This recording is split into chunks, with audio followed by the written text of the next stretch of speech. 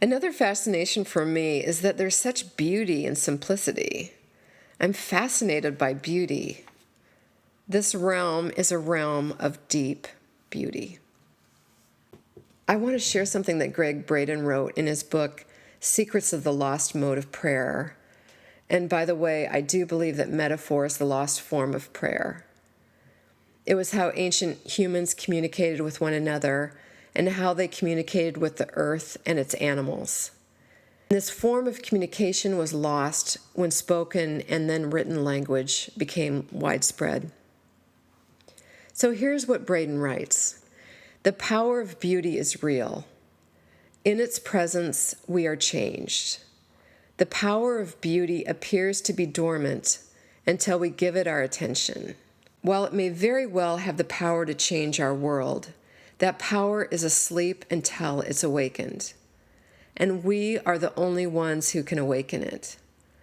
As the only form of life with the power to experience beauty, it is awakened only when we acknowledge it in our lives.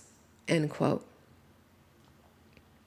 He might have intended this statement to mean something in a general way, perhaps about the beauty of the natural world, but to my mind, his statement is much deeper than that. We have the power to open up and tap into this realm of deep beauty. When something of exquisite, non-ordinary beauty happens to you, I hope that this talk will be something that you can draw on to help you integrate the experience, validate and honor it, and share it with others. We all have the power to awaken the beauty. As a scholar of adult learning, I've always wanted to know, how do adults learn? How does cultural change happen? We don't grow or change sitting in a classroom reading a book, figuring out something in our heads about how to go from step 1 to step 2. We go out into the world and we have experiences.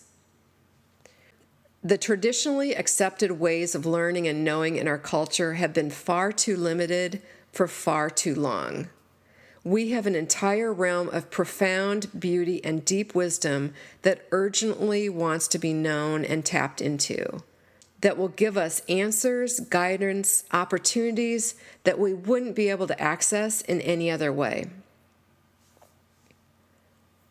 So I'm just going to end here with a message that came for a client in a doorway session because I think it's useful and it gives a sense of the type of wisdom that shows up for someone from this realm.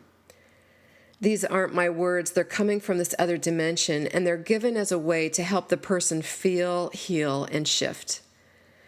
And even though this message was for someone else, as you listen to the words, see if you can step into them.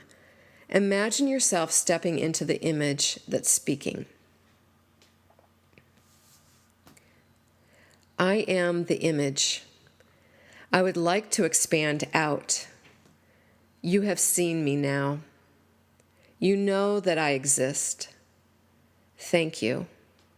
Now let me expand. I am not something that you can figure out, like a tool in your toolbox. I am not that.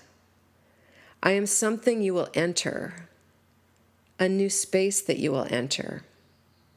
Enter me now. Imagine being inside of me. What will you do inside of me? You have to feel me first before you'll know what to do. Feel into me. Let the cells of your body know me. I'm a new space for you.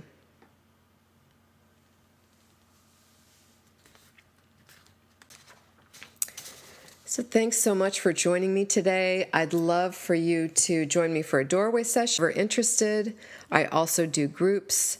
You can find me at kimhermanson.com. And if you go to my website, kimhermanson.com, there are some free offers there. There are 2 documents you can download for free. One is called 5 Tips for Creative Breakthroughs, and the other is Doorways into the Creative, which gives further information and guidance for entering this realm. I also have lots of articles about metaphor on my blog, and if you're interested, check out my book, Getting Messy, A Guide to Taking Risks and Opening the Imagination. Thanks a lot.